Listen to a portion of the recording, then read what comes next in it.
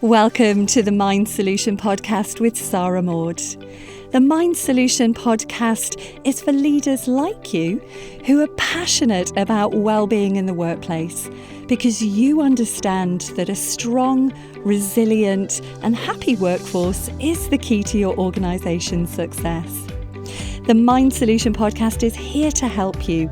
So join us every week where we'll share with you powerful insights, strategies and know-how to ensure that your people and your organisation are truly thriving from the inside out.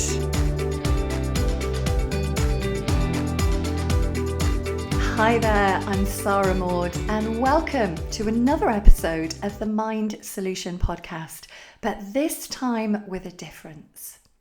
Now, if you've been following the Mind Solution Podcast for the last few years, you'll have heard me talk a lot about well-being in the workplace. And during that time, I've been delighted to talk to some amazing business leaders about their own experience of mental health, talking about well-being in the workplace, talking about well-being strategy, leadership, inclusion, belonging, just to name a few. And I've also been absolutely thrilled and honoured to have been joined by incredible thought leaders such as Jamie Smart, Dr. David Hamilton and Dr. Amy Johnson, where together we've taken a deep dive into consciousness, into the nature of thought, into the human mind, where we've unpacked more about what's really creating our experience, showing us that we're not victims of circumstance. And in part, it's thanks to those conversations that I've made a decision to take this podcast in a very different direction, and one that I'm trusting, fingers crossed, that you're going to join me on. Because the direction that we are now going in is one of spirituality in business. Yes, you did hear that correctly, spirituality in business. Now, I'll be honest with you, when I first had this insight to talk about spirituality in business, my ego threw a hissy fit. In fact, it threw quite a big tantrum. And it started throwing at me all kinds of objections. Started saying, come on, Sarah, what do you know about spirituality in business? You can't talk about that. That's not safe. If you start talking about spirituality in business, this could go very wrong. This could blow up in your face. Just stick to your comfort zone. Just keep talking about well-being in the workplace. Keep talking about mental health. You're good at that. You've been doing that for more than a decade. But actually, it's the fact that my ego kicked up such a fuss, trying to do its best to stop me from talking about spirituality in business, that gave me that inner sense that this is exactly what it is that I need to be talking about. So I'd love to kick off today with a quote from Marianne Williamson, who says, "Our deepest fear is not that we are inadequate. Our deepest fear is that we are powerful beyond measure. It is our light, not our darkness, that most frightens us." And I just love this quote. It resonates with me so much that it's our light, not our darkness, that most frightens us. So it might be a good place to actually talk to you about my own philosophy about spirituality. And by no means am I claiming to be any kind of spiritual guru. In fact, even if I wanted to be, I don't think I could be considered a spiritual guru because I swear, I drink too much red wine and I'm not a vegan. So I think I'm safely ruled out from the guru category. But my own philosophy about spirituality is actually, I would say, quite a simple one. For me, I believe that we are more than just a physical body, that we are created from an infinite intelligence, a divine intelligence that's there, that's guiding us. And that if we work with that infinite intelligence, we can have the most magical experiences. That it's that infinite intelligence, that energy, that source that's connecting each and every one of us. And I feel very blessed to say that I've experienced that really divine sense of who I am. And when I say who I am, I'm not talking about my personality. I'm not talking about the identities that were created about who I thought I was, but really experiencing the energy of that life force, really feeling that in my being, feeling that in my heart, feeling my soul. And it's my intention that in talking about spirituality in business, that we can bridge the gap, that we can help people be pointed to the truth of who we really are. And when I say who we really are, it reminds me of another quote by Steve Jobs, who said, in order for you to fulfill your purpose, the world needs you to be who you are. And try and copy someone else or act like someone else you're not will only limit your contribution.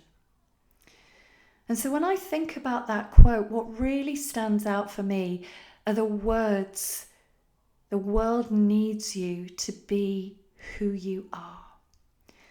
But that question, who am I?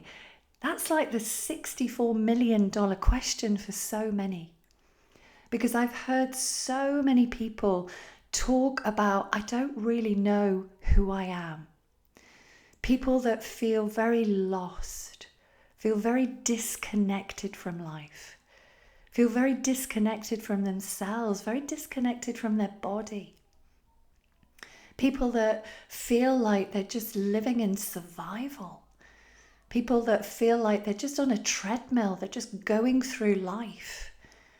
That they're not really living their true potential. They're not being true to who they really are. So I'm super excited about the potential that this podcast has in creating real transformation. And transformation in the workplace. A transformation that has the power to create a ripple effect where we can connect with each other at a much deeper level. That we can create kinder, more loving environments where we're all shining our light because we have the understanding of actually who I am. And I really want people to see that we are not just a body going through life, but that there is a greater intelligence, an infinite intelligence that we're all connected to. And the more that I see that for myself, and the more that I point the people that I work with, the people that I talk with, to that understanding, the more that they're getting into the flow of life instead of constantly finding themselves bucking up against the current. And my own journey with spirituality started at quite a young age. It started when I was about 21, when I read the Celestine Prophecy. And the Celestine Prophecy, which was written by James Redfield, gave me my first glimpse into human consciousness. It gave me my first glimpse to see that I wasn't just this physical body going through life. It taught me about energy. It taught me about creation. It taught me about synchronicity, how events unfold. It started to give me that glimpse into who we really are, which is incredibly powerful creators. Now, I can't say that I intentionally turned my back on that, but as I entered into my career, as I entered into the world of HR, I kind of just found myself swept up, like so many people in life. I found myself swept up in my career, living my life. But actually, because I shelved that understanding, and trust me when I say we need to hear something more than once before we can really live from that understanding, before we can embody it, I kind of fell back into my default setting. I fell back into living my life based on who I thought I was, based on an identity, based on what I considered as my personality. And actually, the way that I was living my life was very much from a place which I didn't see at the time, but I was living my life from a place of lack, from a place of feeling like I wasn't enough. And whilst I couldn't really conceptualize that feeling, I could sense that feeling within me. I could feel that there was kind of something missing. And that I thought at the time that in order to fill that gap, I needed to prove myself. I needed to validate myself. I needed to excel. I had this belief that I needed to be seen to be perfect, whatever perfection was. I don't think I really categorically had an idea of what perfection was, but I pushed myself harder. And I was so hard on myself. But in coming back, as my journey's taken me, coming back to really understand what was going on, I can now see far more clearly than I've probably ever been able to see over the last 25 years, that I was just living based on an identity. And an identity that was created at a very young age. I was living my life based on who I thought I was. I was living from old habitual thought patterns.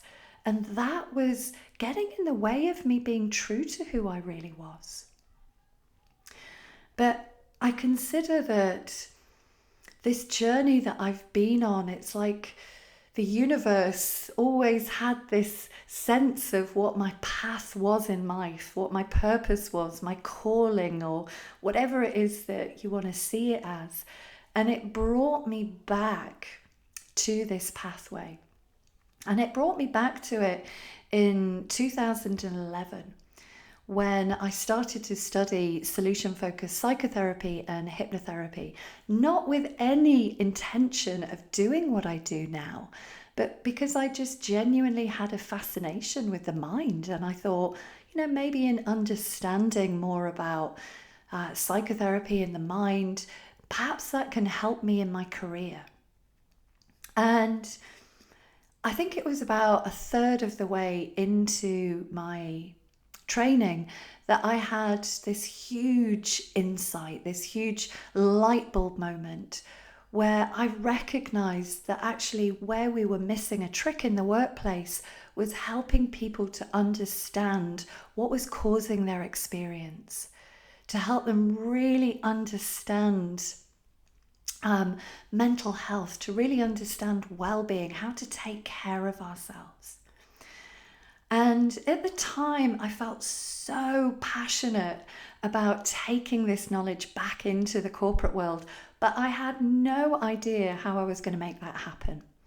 And at the time, I was working as an international HR business partner with Virgin Atlantic.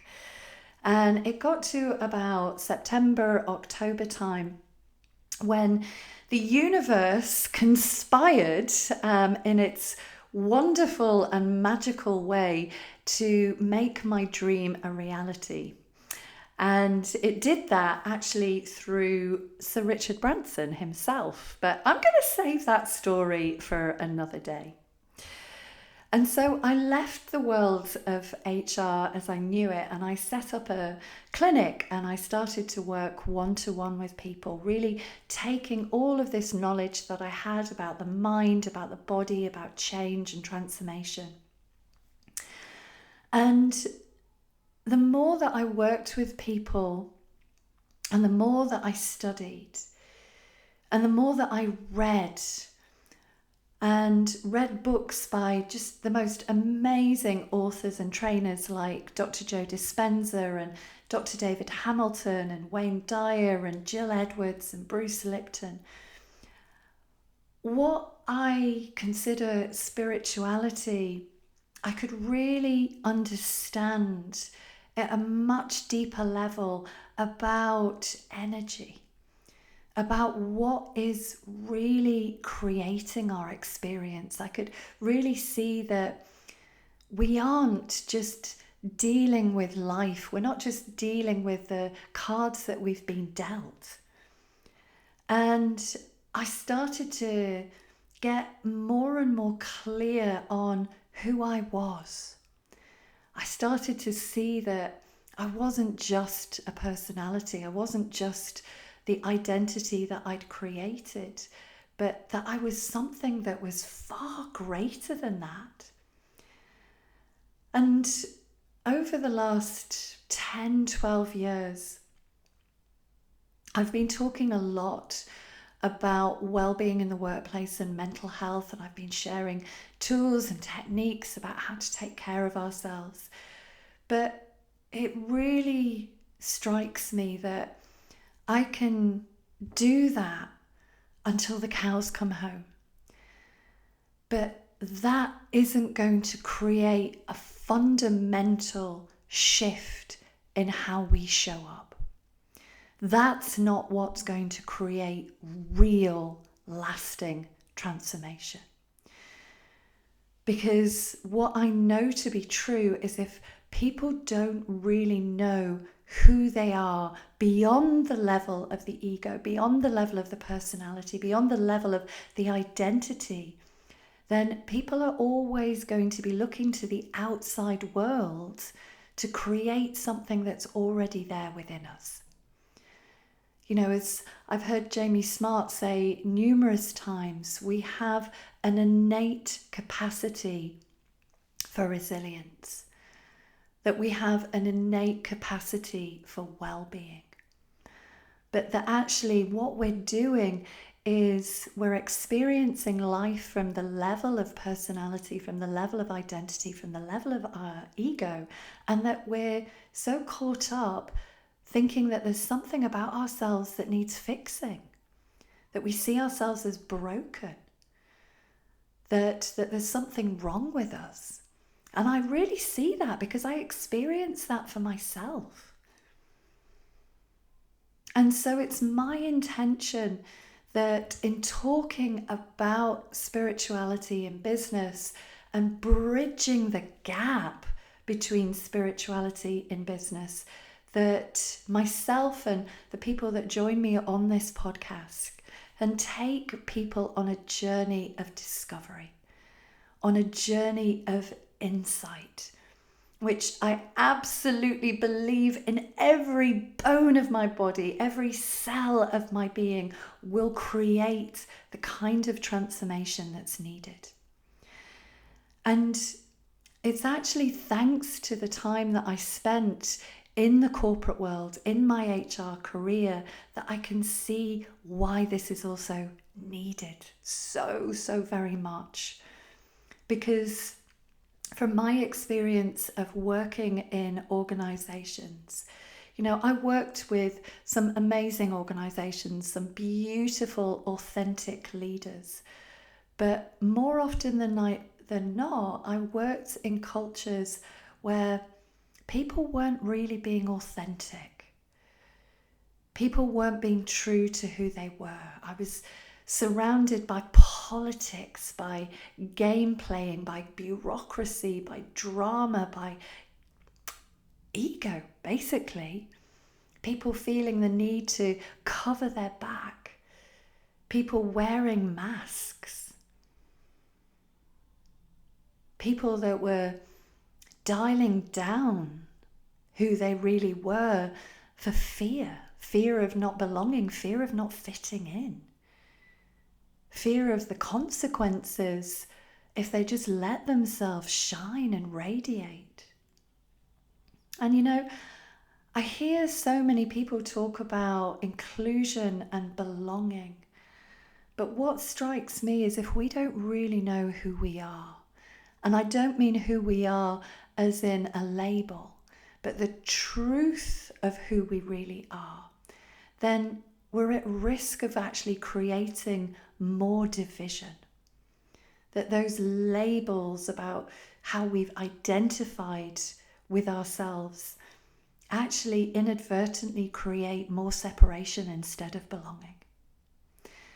And over the last decade or more, I've worked with hundreds and hundreds and hundreds of people as a solution-focused psychotherapist and hypnotherapist and EFT practitioner and as a coach and lots of other different things. But I've seen so many people who are struggling in the workplace, people that are really scared to shine their light, people that are scared to be vulnerable, people who've created beliefs about who they think they are, beliefs that were created at a very, very young age and have never been challenged.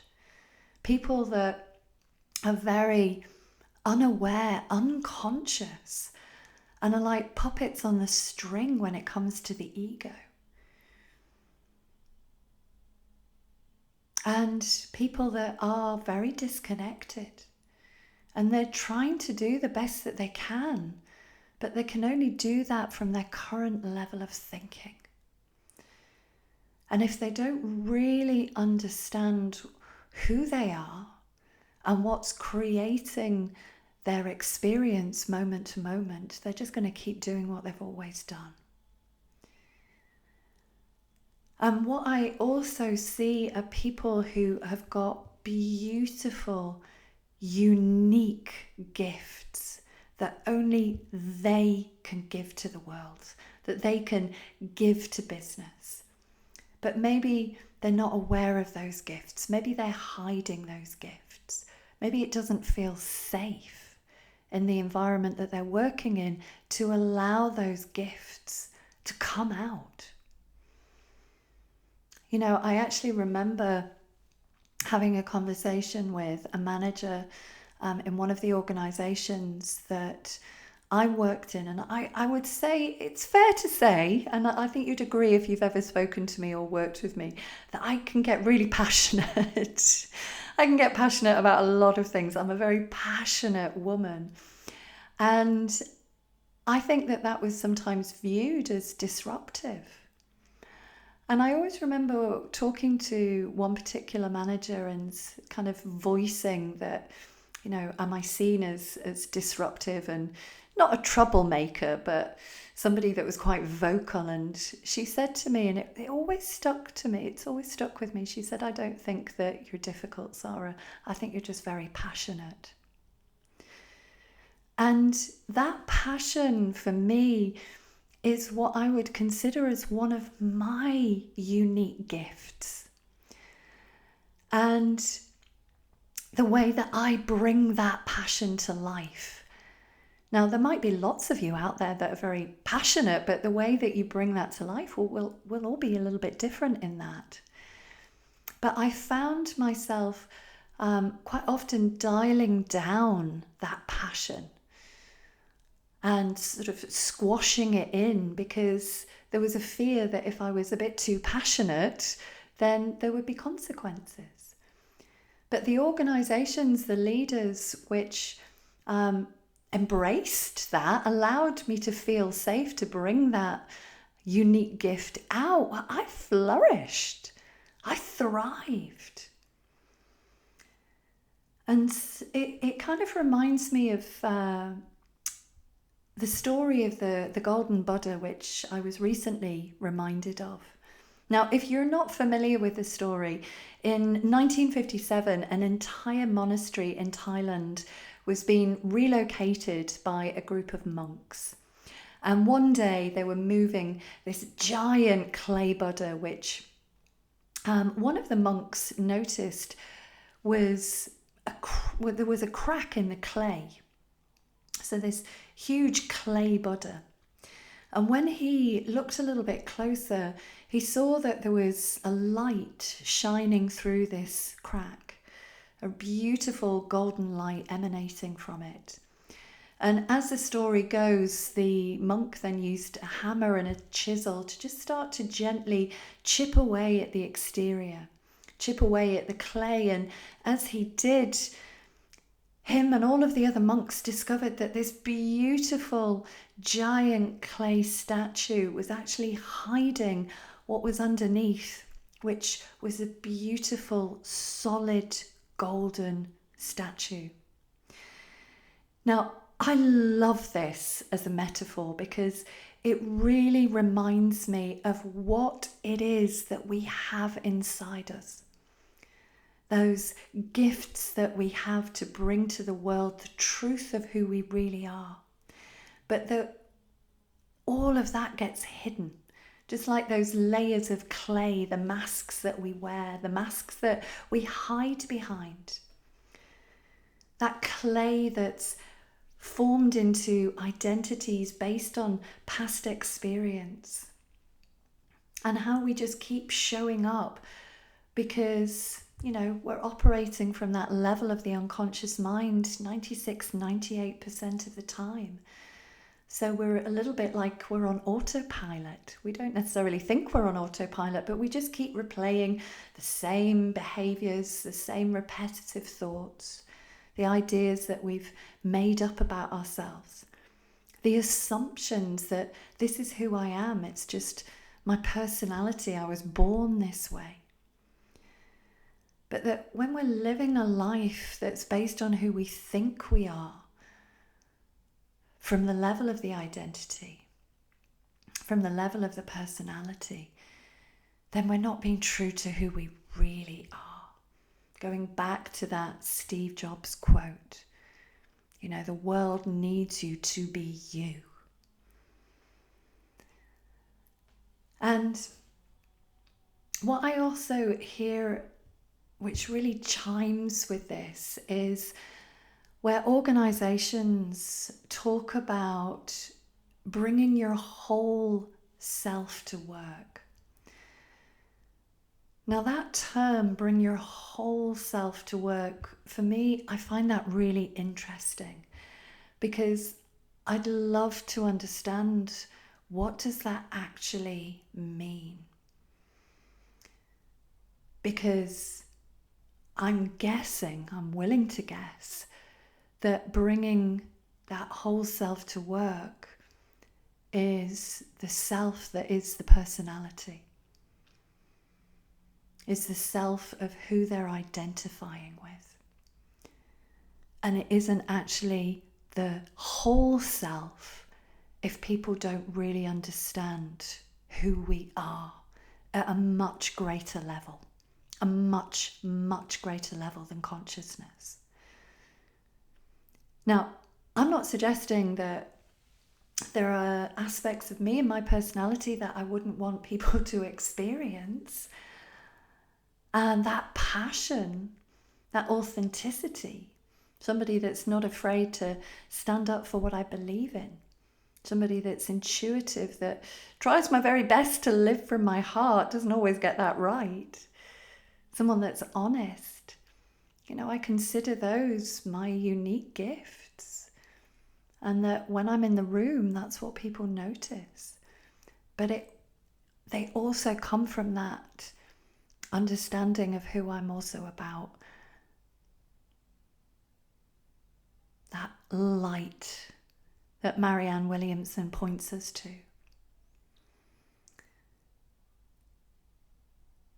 And so it's not that we don't have these beautiful qualities and these gifts and these traits, but the self that I'm pointing to is before all of that. It's the formless, it's that pure consciousness.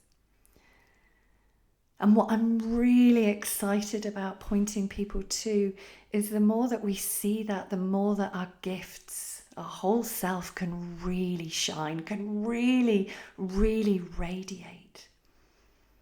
And more that we can experience this notion of bringing the whole self to work from a very different perspective, a very different level of consciousness. Instead of people just showing up from the internally generated perceptual reality based on their inner map of the world that's been formed on beliefs and experiences and traumas and identity.